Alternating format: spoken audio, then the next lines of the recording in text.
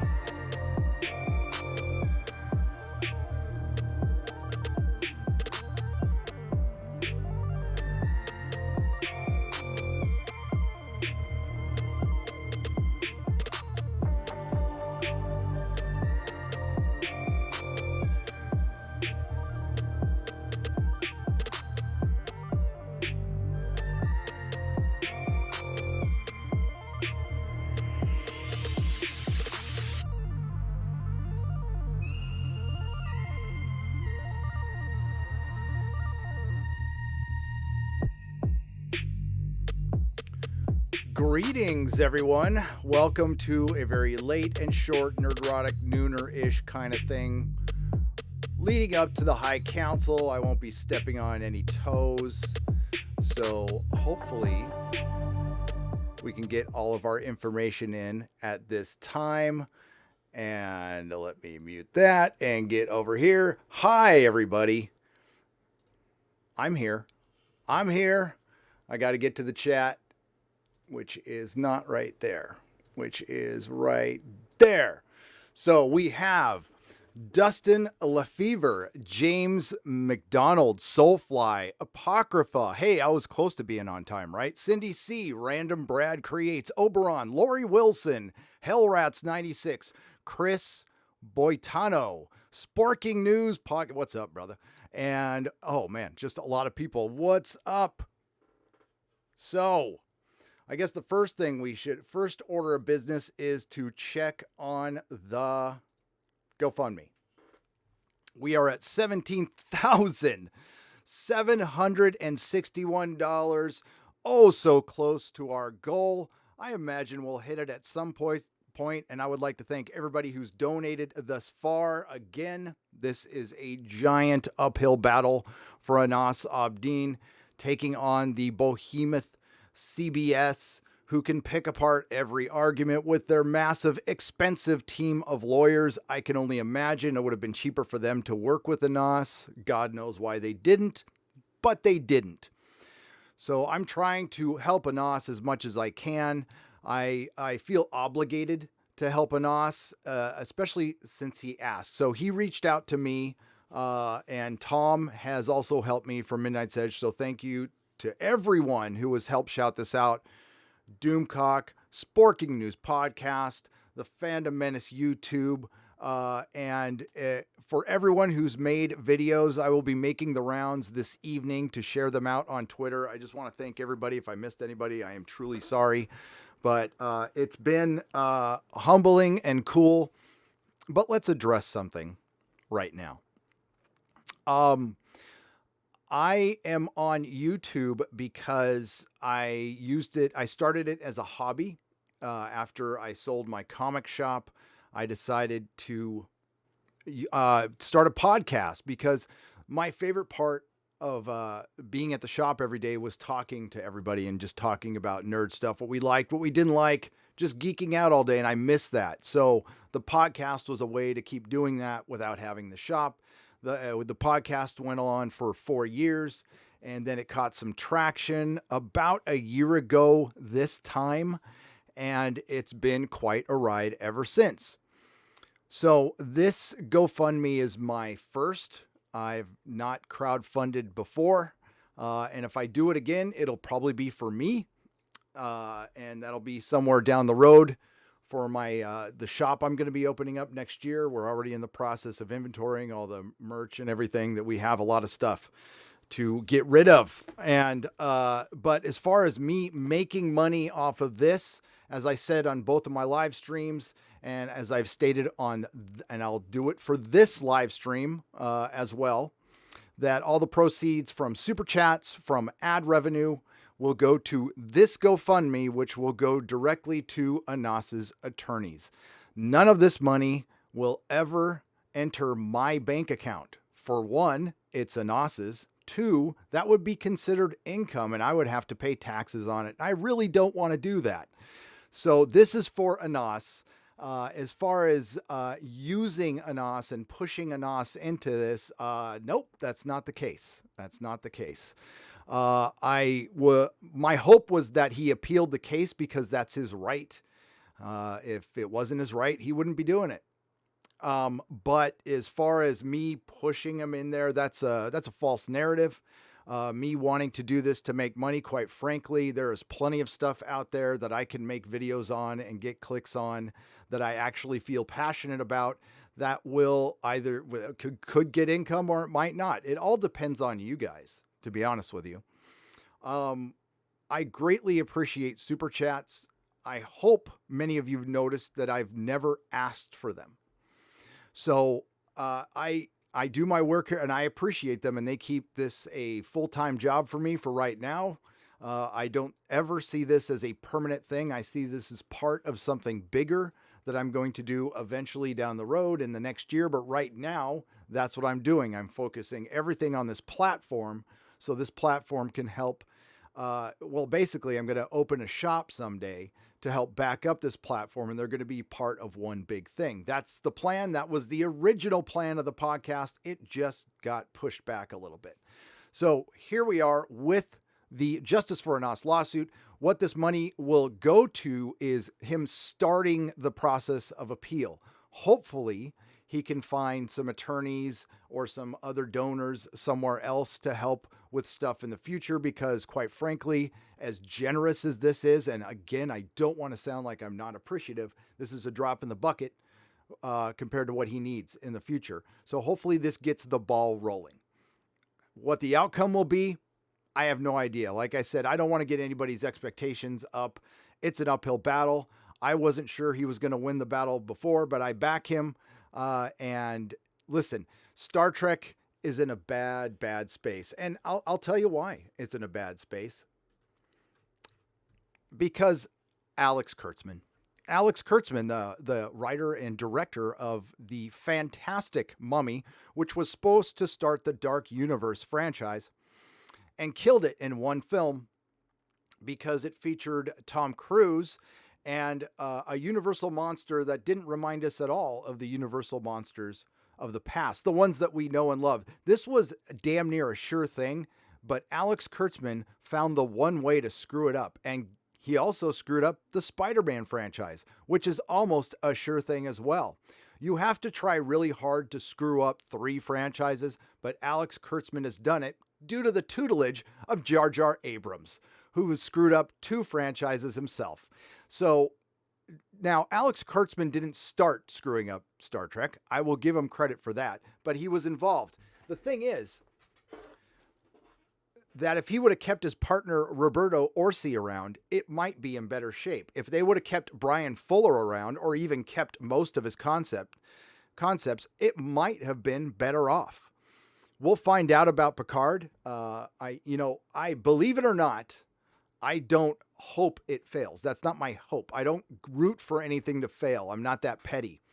I want Star Trek to be good. There's YouTubers out there who think they're the guardians of Trek, think they're protective of Trek. And, personally, I would never put all my eggs in one basket for one TV show, wrap my channel. If I was going to base my channel on one thing and one thing only, it wouldn't be Star Trek. I mean, because what you're going to end up doing in a couple of years, and that's good that you're a lore expert because that's all you're going to be talking about, Star Trek lore. You won't be talking about any future Star Trek because there won't be any in a couple of years. And I feel very confident in that statement because Alex Kurtzman, creator of The Mummy. So, yeah, you can be protective and blindly loyal to something all you want, but eventually all things end. Now, this thing has gone further than it should have because of the streaming wars. Everybody knows that. And we'll just see. I'll just kick back, break out my popcorn. I haven't done a review of the short trek yet because I haven't had time. I've been focusing on the Anas stuff and I've got, other things going on in my life. And I need to focus on those as well. And Yeah, the mommy. That's what I called it the other day. The mommy. That's good. That's good.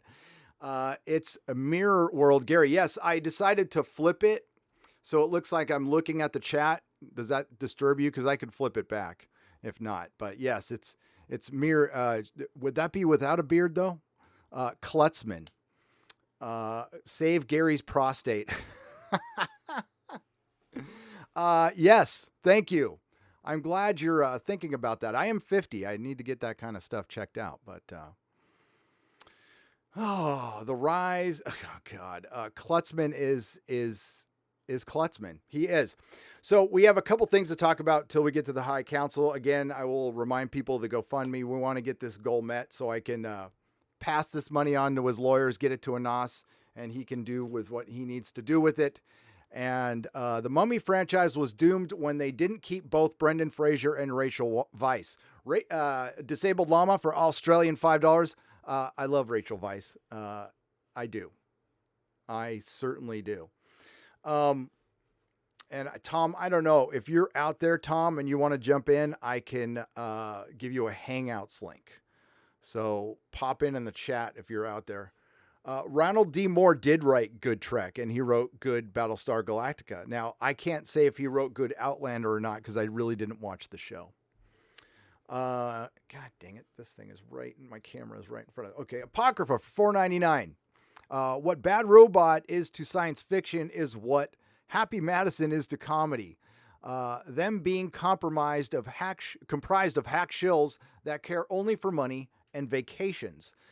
Yes, they only want to own the franchise. They don't really care what franchise they own. They just want to own a franchise. Fan Addicts of Film for $5. The New York Times is complete trash. You YouTubers who tell the truth are the threat to their horrible lies. Thank you for the extraordinary work, Gary. Thank you, Fan Addicts of Film for the $5, and I will be getting to that article next. Now, Clownfish TV did a video on it. Please go check them out, and that's what brought my attention, or how it was brought to my attention. It's that article's something, by the way. Hyperion 9997 Canadian $10. I think I figured out the specialist girl in all the latest genre shows. It's an evolution of the YA trope because execs believe the only way to tap into the audience is to copy what worked before.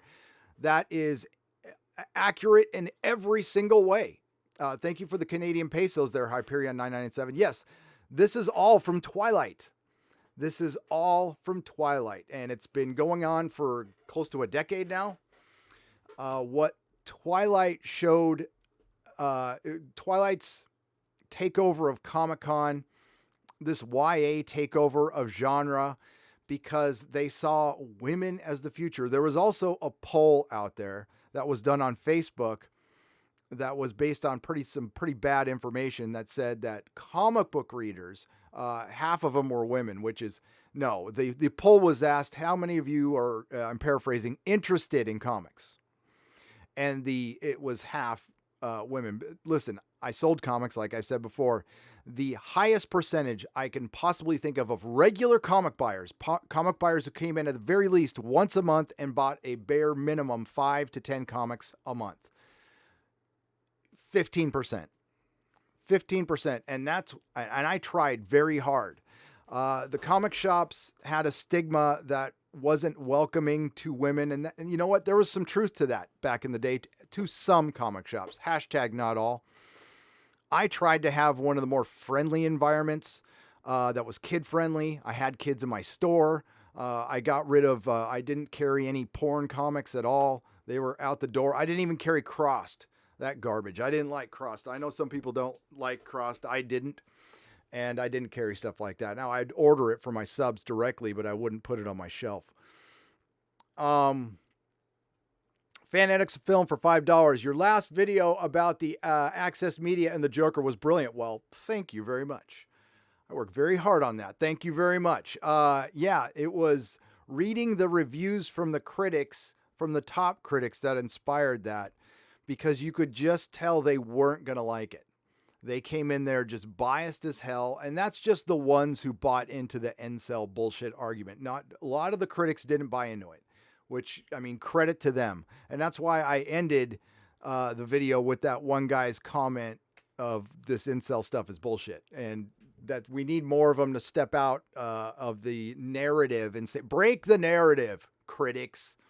The Mummy, I already read this one, but thank you, Disabled Llama.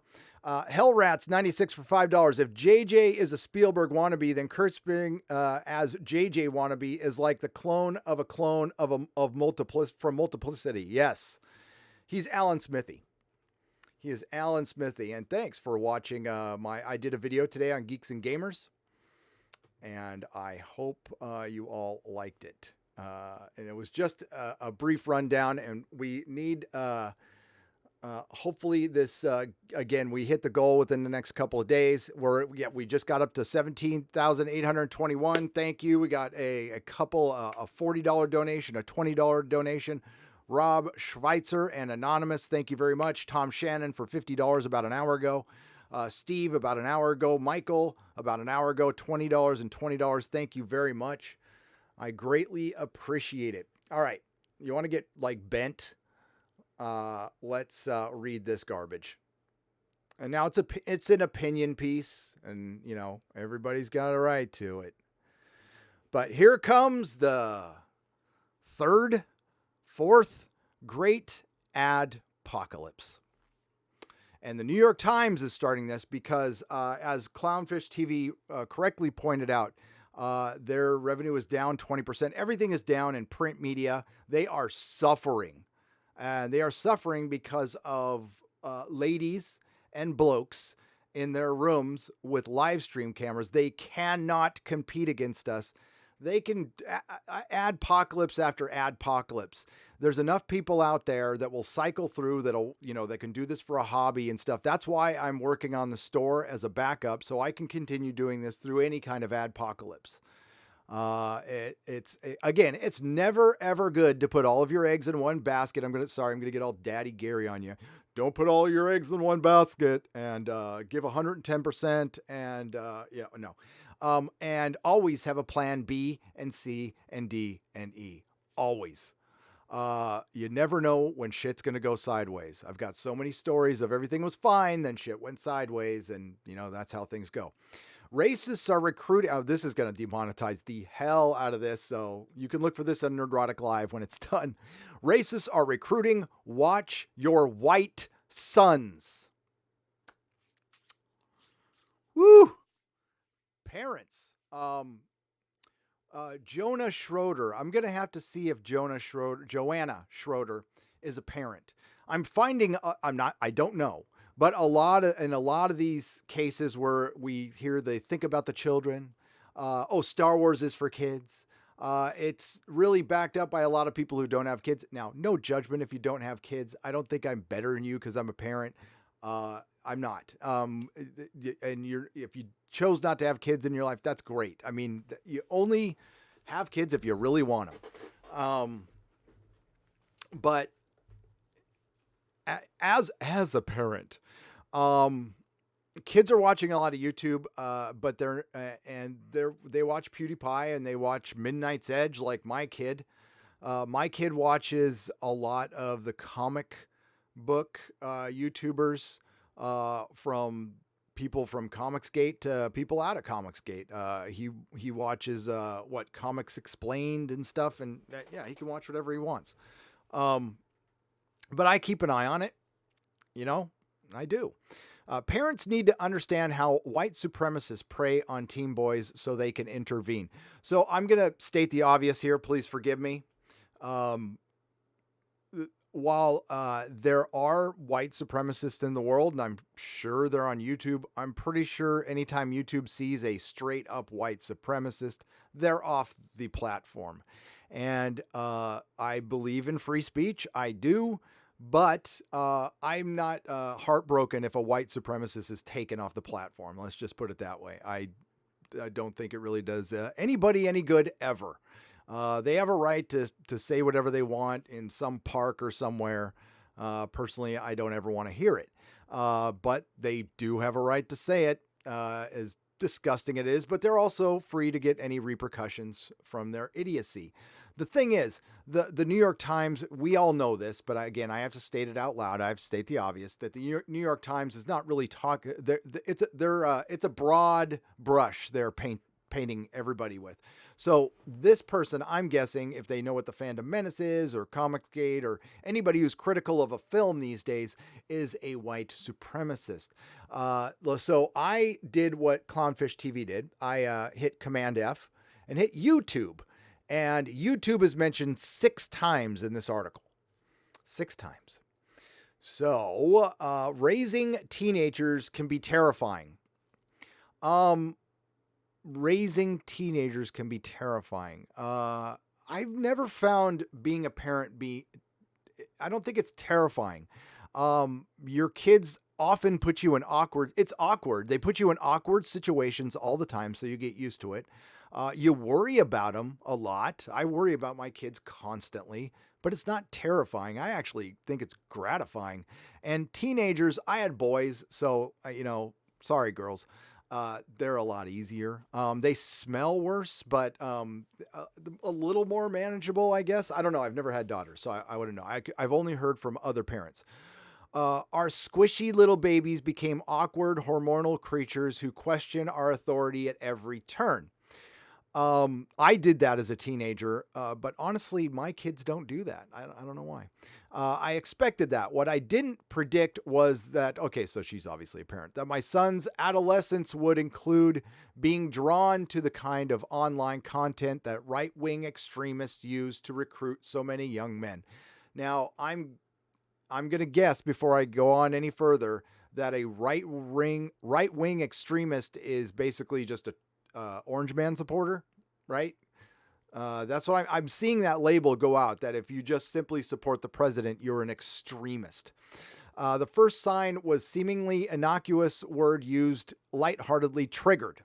Well, okay, that's not interesting.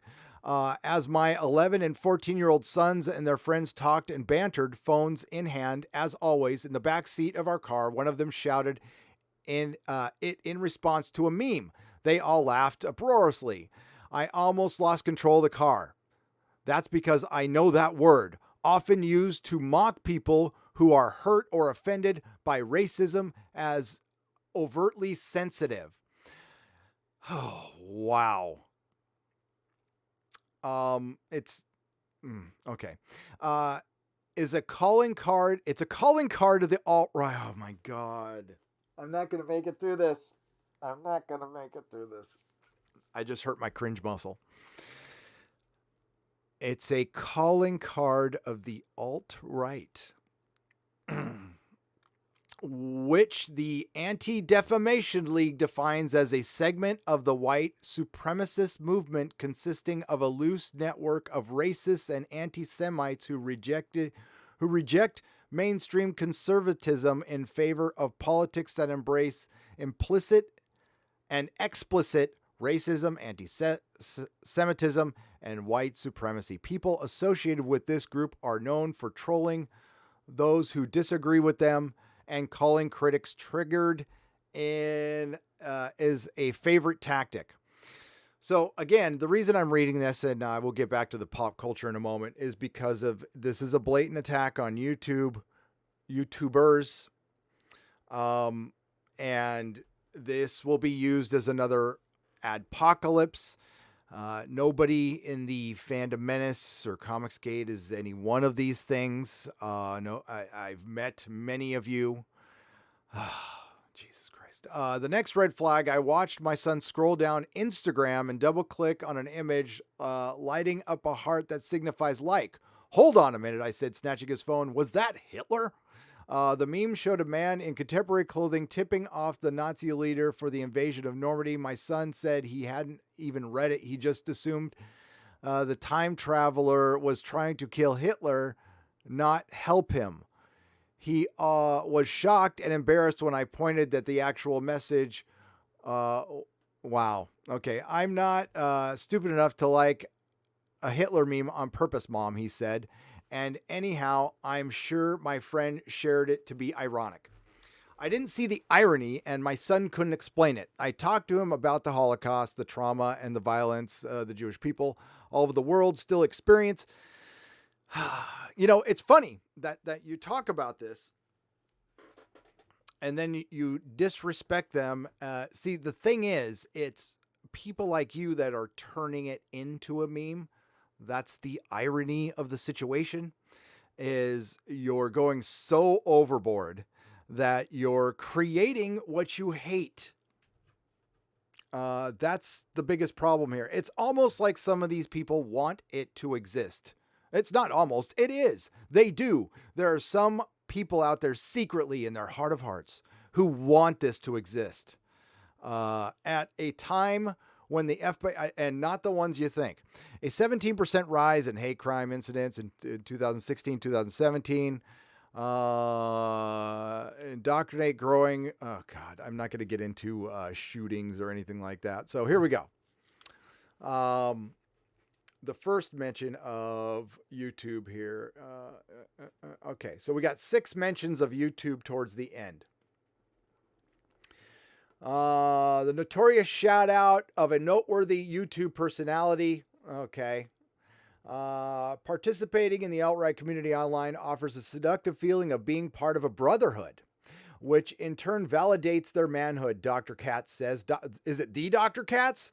YouTubers and participants in chat forums like 4chan and defunct 8chan are in Discord regularly denigrate liberal or progressive white men as soft, emasculated soy boys, and insufficiently aggressive or right-wing white men as cucks. We're going to get here. A favorite activity for many boys is to watch gamers play video games on YouTube. According to Joe Duffy, author of Parenting in the New Age of Teen in the Age of Anxiety, New Teen in the Age of Anxiety. The problems come with advertisements that may appear during the videos. Kids can be exposed to dozens of ads in one sitting. Here we go. The problems come with advertisements that may appear during the videos. Kids can be exposed to dozens of ads in a sitting. They might hear about the border or crooked Hillary or conspiracy theory on how the left works. Dr. Duffy said many of these spots are created and promoted by organizations like PragerU, which Dr. Duffy notes is not an accredited university, but a propaganda machine that introduces viewers to extreme views via video, and YouTube's recommendation algorithm offers videos that become more and more extreme as viewers watch them. I have to say that I am completely ignorant to PragerU, don't know what it is. But again, I'm not a political guy. So there you go. As much as some other, I've been accused by the YouTubers of being that, but again, I have no idea what PragerU is. There is a sophisticated so we just got done talking about conspiracy theories. There is a sophisticated psychology at play, Dr. Duffy warns. Nothing that today's teenagers have been using smartphones and tablets their whole lives. They like to dive deeper into topics that pique their curiosity, which is a great thing.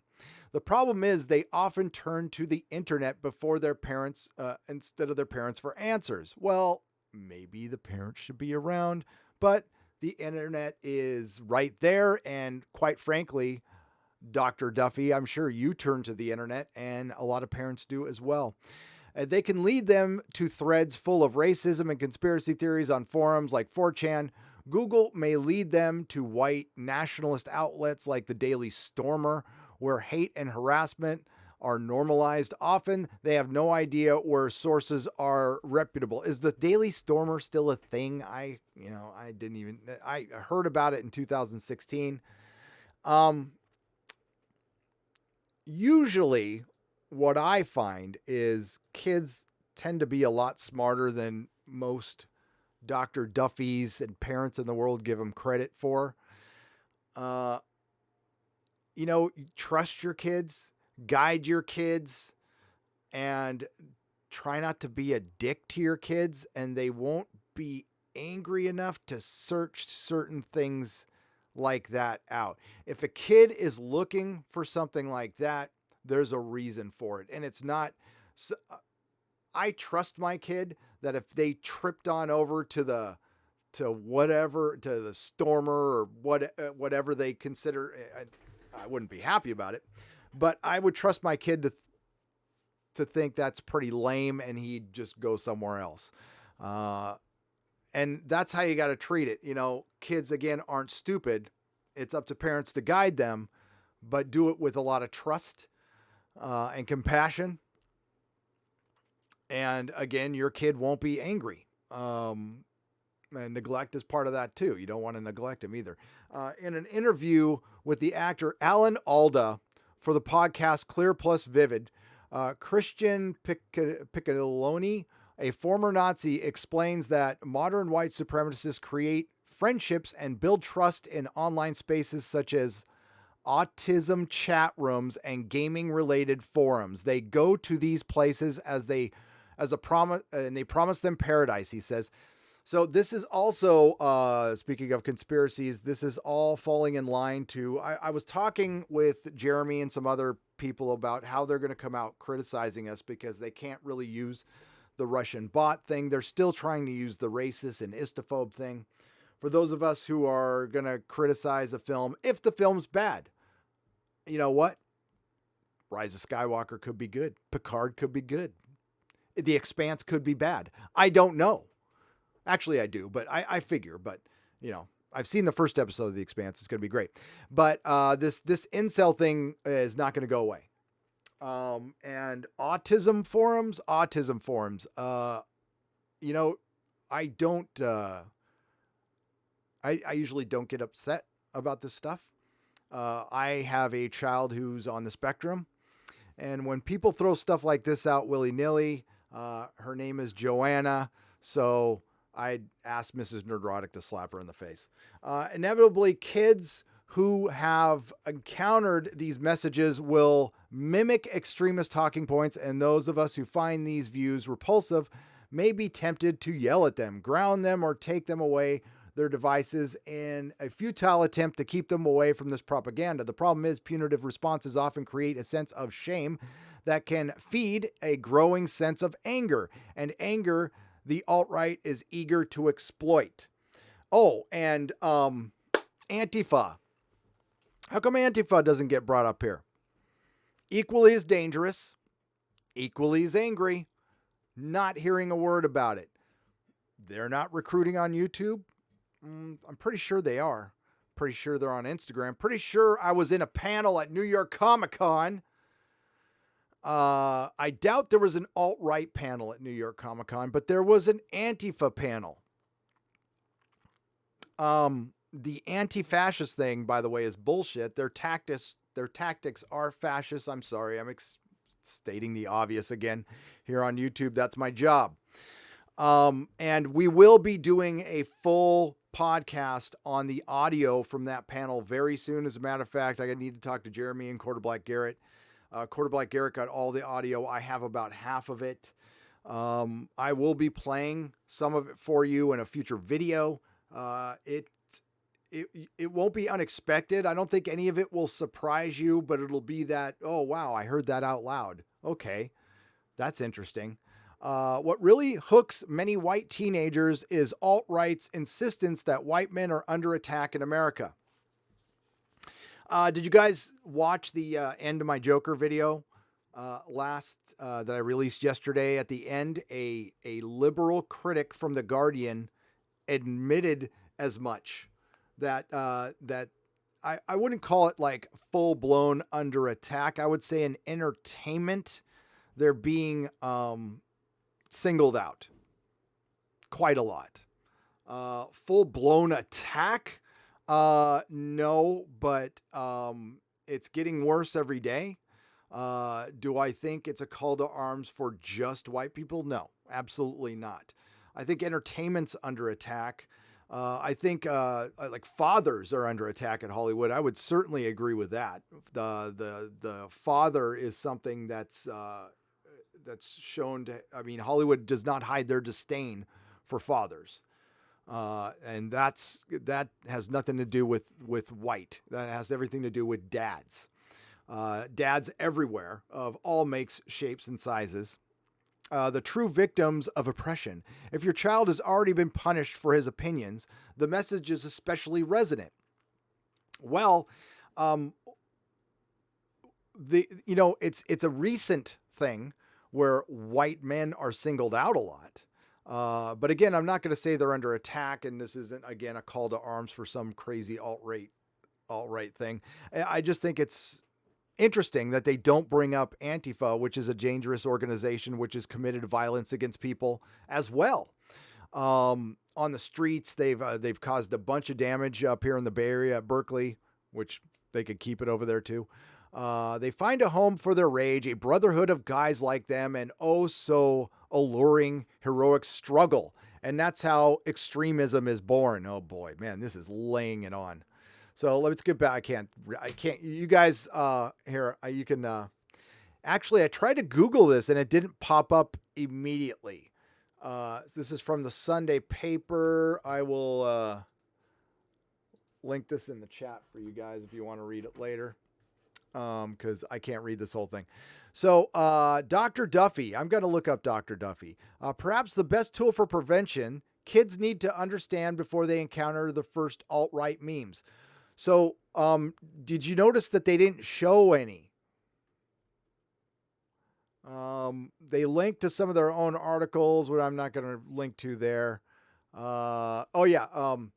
Parents will also need to encourage our sons who think critically about the things they're hearing online. One term I've debunked is the way my kids a snowflake, an insult embraced by moderate conservatives, and there you go. There's that association right there. See, that's the thing. To many people, just being a conservative is all right. Again, that's where I read that quote at the end of my Joker video, again, from the liberal critic from The Guardian, who was pleading for people to stop painting with the broad brush, calling people Nazis, calling people istophobes, calling people incels, who are just people who think differently from you. They're not extremists. They don't want to lock people up based on their skin color or the religion. Although there are countries that are doing that right now, that the NBA likes to support, that Apple likes to support, that Blizzard likes to support. That's not going to be a problem.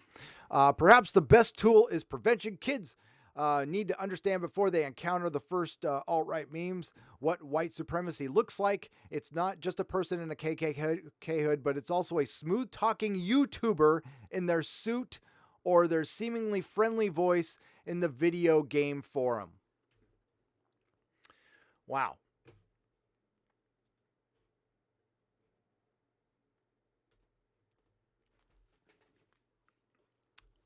I'm looking at my watch that I don't have. I'm just waiting for the adpocalypse to hit from that one. That was strategic. So hyperbole. That is certainly hyperbole. The Daily Stormer is not anything I would have ever heard of if it wasn't for the New York Times and CNN. The reason Mr. Spencer became a celeb was because of the New York Times and CNN. The reason this thing is even happening is because of the media.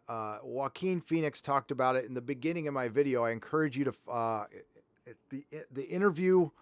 God, it was something popcorn. I'll find it for you and I'll link it on Twitter. The full interview with Joaquin Phoenix, where he talked about how he was asked about the Joker possibly causing violence, and he actually, after he had that incident, he went and looked up the subject, researched it, and he came to the same conclusion that a lot of us have. It's the media that creates a lot of this stuff, that makes it worse, by putting the people's name out there, sensationalizing it, instead of as bad as these things are, you need to ghost the person responsible. By shedding light, by sensationalizing, by hyperbole, we create these things. So, and what I teach my kids is to, question where you need to question. I definitely spent my life questioning authority, probably too much, but my kids, my kids know that the mainstream media is full of crap, and they came to that conclusion on their own because I trust my kids. I have smart kids. They're not crazy. They're just middle of the road, normal kids, like most people are that are here in the Fandom Menace. And wow, that was something else, man. Depressing to read something like that. It really is. Disabled Llama for Australian $5. I highly doubt Google will ever directly link to 4chan unless you specifically search for 4chan. The article is giving me a headache. What article is it? That's $5. Jiminy J for $2.99. It's an opinion piece from the New York Times. Independent. Thank you for the $2.99, Jiminy J. $2. Independent thought button pushed. Hashtag conform. Thank you, Southeastern Kaiju. Ian Peter Davison for Australian $5. Doctor Who has disappeared off the radar with SJW agenda Batwoman following with Star Trek Discovery. I'm about to get to that in just a second. Thank you, Ian Peter Davison for Australian $5. Too much toxicity in the Discovery fan base. $2. Art Fusco. It's disgusting. It's disgusting. I saw some of the memes made about yours truly and Doctor Who, Doctor Who, and Doomcock and Mecha, and this is what you do with them every time they put them out. I ghost it. I don't block. I don't mute. I ignore. And I go about my day. George Forrest Jr. for $19.99. Thank you for the super chat with no comment there. Thank you very much. Dark Knight of Thrones for $2. Just showing my support. Hail Gary. Thank you, Dark Knight of Thrones. I appreciate your support. Let's get to some more interesting news to cleanse our palate from that. Where are we at? Okay, we got some time here. I need to find a podcast that's about 3 years old. I don't know if I can. I'm going to go search it. I'm going to go look for the audio. I have a friend who used to work for Disney. He works for a different major corporation now, who told me this was going to happen 3 years ago.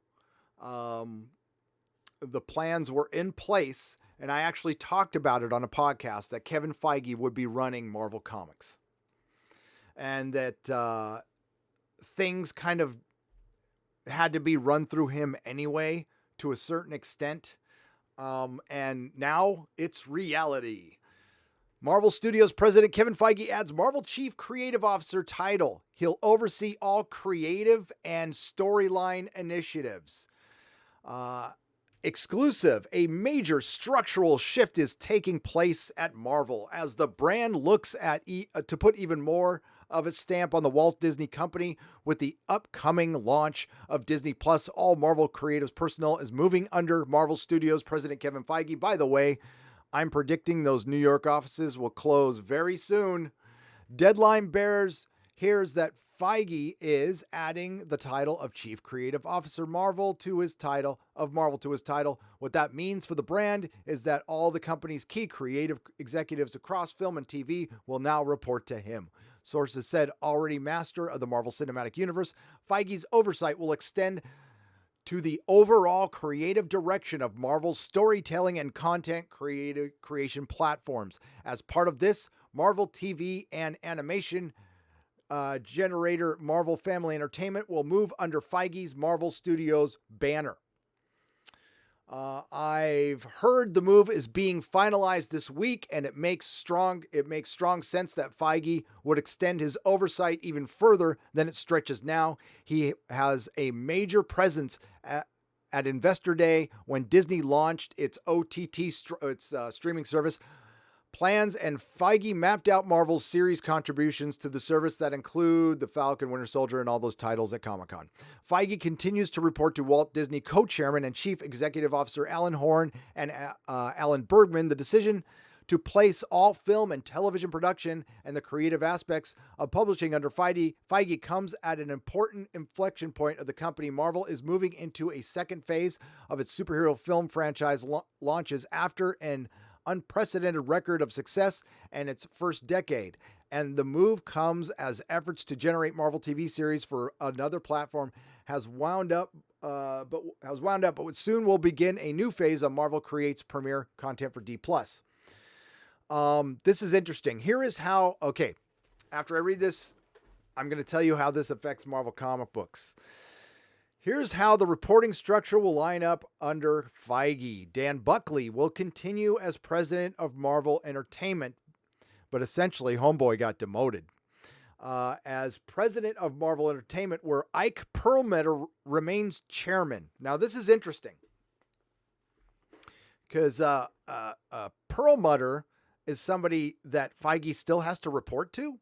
Long a creative collaborator for Feige in publishing and television, Buckley will have a dual reporting structure going forward. Deadline here's. He will continue to oversee publishing, creative, editorial, and in that capacity, he will now report to Feige. Buckley is also responsible for publishing operations, sales, creative services, games, license, and events. There, he will report to Perlmutter. So, the merch is still Perlmutter's. It is expected that Joe Quesada will remain a creative lead of Marvel Entertainment. It's expected. Reporting to Buckley. It is, man, there's a lot of people reporting to people. How about you report this? Your comics suck. Did you get the report? Did you get the memo that over 100 comic shops have closed in the last calendar year? Did you get that memo, Buckley, Quesada? It is expected that all the creative execs in publishing will report to Buckley. That's going to be a crowded room, man. Who has a more crowded room, the Star Trek Discovery executive producers or the people who have to report to Alan Horn and Bob Iger from Marvel now? You know who they didn't mention? Sana Amanat. This is streamlining, according to them. Streamlining of reporting. Corporate America, folks. This is streamlining of reporting structure at Marvel comes as Feige's importance to the superhero factory. Factory is such a good description. Superhero factory got underscored several times this year. That included a summer-long standoff between Disney and Sony Pictures over his services as producer and major creative influence of Spider-Man. A truce was recently drawn that makes Disney a 25% co-financier, blah, blah, blah. We heard about that. That's awesome. That's great. Still going to suck for Spider-Man. I predict they're going to kill him off and bring in Miles Morales. On the film front, Feige capped his first decade that saw a myriad of superhero franchises launched without a single misfire. Woo!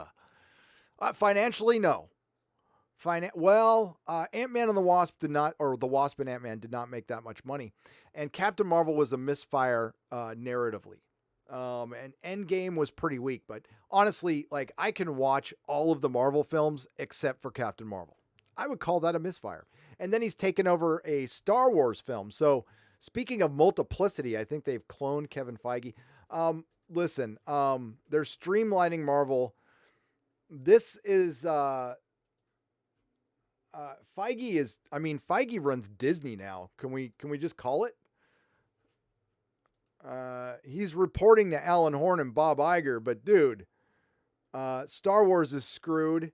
All they're doing is remaking their own animated features. Feige runs Disney. I could see Feige walking in there with his old opie face and goes, "This is my bitch now. The mouse belongs to me." Dark World is better than Captain Marvel. Yes, Mikey Woods. I would watch Dark World 19 times before I watch Captain Marvel again. Hail Mikey Woods, by the way, and your wrench. God damn. There's so much news today, but I have such a short time. So let's get back to the, I got to show this real quick. Again, the GoFundMe. Let's see where we're at. All right, so we're at 17,821 still. So we need, it's a lot of money, folks. We need $2,200 to get to 20,000. We get to 20,000. I'm going to get, I've promised to tell, I don't know if this is good or bad, but I've promised to tell my AA story. And I will do it within a couple days of us reaching 20,000. Again, everything will be transparent here. So I will show you guys, you're going to have to pay attention to my Twitter and the community section at YouTube. I will show you guys what ad revenue I make off of the Anas Abdeen live streams and the video. I will show you the total for super chats from the 3 live streams. And that amount will be donated to the GoFundMe. While I started the GoFundMe, it's not going to me again. I am not making a penny off this. If I gain subscribers over this, I'm not sorry. I'm not sorry. That's what I do here. I love all the okay. My favorite. Here's my favorite. When a YouTuber starts a video like this.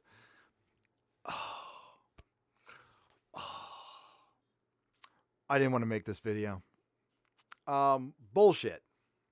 There's a YouTuber who's been trying to get my attention for months, and I'm still not going to give it to him. As much as he wants it, I'm just not going to give it to him. Who gives a shit? Be sure to hit that like button, by the way, please. And only 141 likes? Come on. What did I do? You know what? It was that New York Times article. God damn. Yeah, that's pretty bad.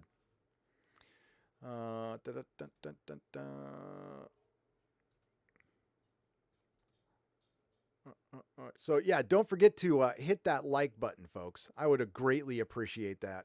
Oh, it's at 418. That's okay. If we can get it up to 1,000, that'd be great. But we've only got a few more minutes here. So, let me read the last couple super chats, then we'll get to the chat. I want to wrap it up with the chat. Where did my, I hate it when I do that. There we go. Can we erase everything beyond 2012 and start over? Asks Apocrypha for $1.99. Yes. Get on the technology, Apocrypha. I give you that mission. I will crowdfund you like $1,000. If we can crowdfund you $1,000 to invent a time machine, now you're on a budget, but I believe in you. Orville Nation for $5. You do not need to apologize for gaining subscribers. Thank you, and I won't. Thank you, Orville Nation. Again, it was a pleasure meeting you. Thank you for the information from the panel. Thank you for the $5. Thomas Gilkey for $20, but no comment. But thank you.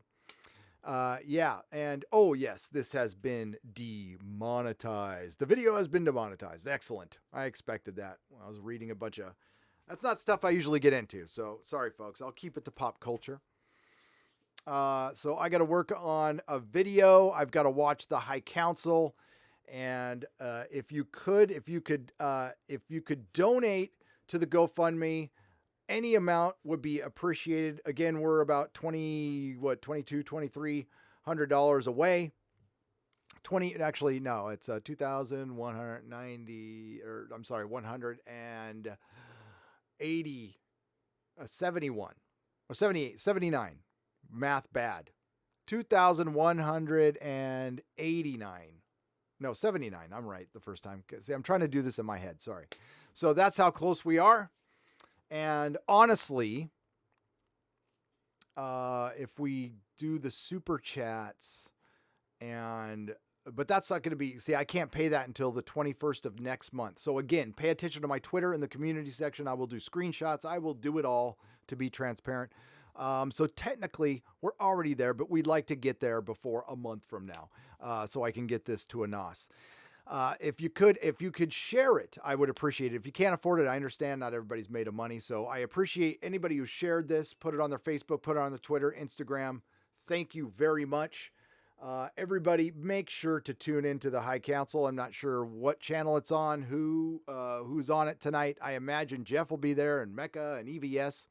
It's on EVS's channel. Okay. And I'm sure Jeremy, although he quit, will probably be there. Who knows?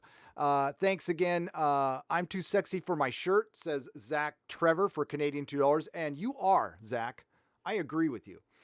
By the way, Justice For Anas, you can find these shirts at Mixed Tees. Thank you, everybody. Thank you for my wrenches. And I want to give a shout out to Candace, who started a mod and a member of the Fandom Menace, who has started her own channel. So please search that out. And here, I'll get the name of it real quick.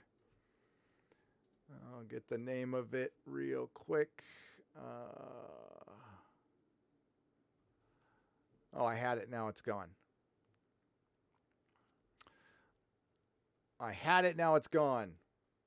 Well, shout out to Candace. You know what? I'll give you a shout out next time because I do have to get going. And I'll make sure to link your channel. But I know you just started it. So any of our mods who are starting a channel, thank you very much. And we want to show full support for you. We got another super chat here. Captain Spire, ever see Dust, the indie filmmakers online? They are fantastic. No, I haven't, but I'll check it out. Max Santiago for $2. You and Doomcock write a comic. Doomcock could. I could plot one out, but I don't have time. I want to focus on my channel. I don't want to get sidetracked.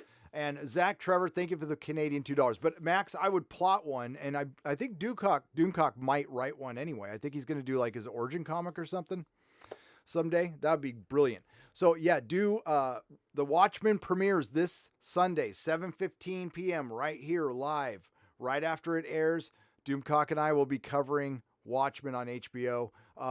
Quite naturally, the critics love it, so it must be utter trash. And that's what I've heard. All right, everybody, tune into the High Council. Have a very good night. Thank you for all the super chats. Thank you to everyone who has donated tonight. Sorry, this was a short one. I will be back for the nooner tomorrow at 11:30 a.m. Pacific time. Everybody, have yourself a good evening, and I will see you in the next. I'll see you in the next live stream. And not all who wander are lost.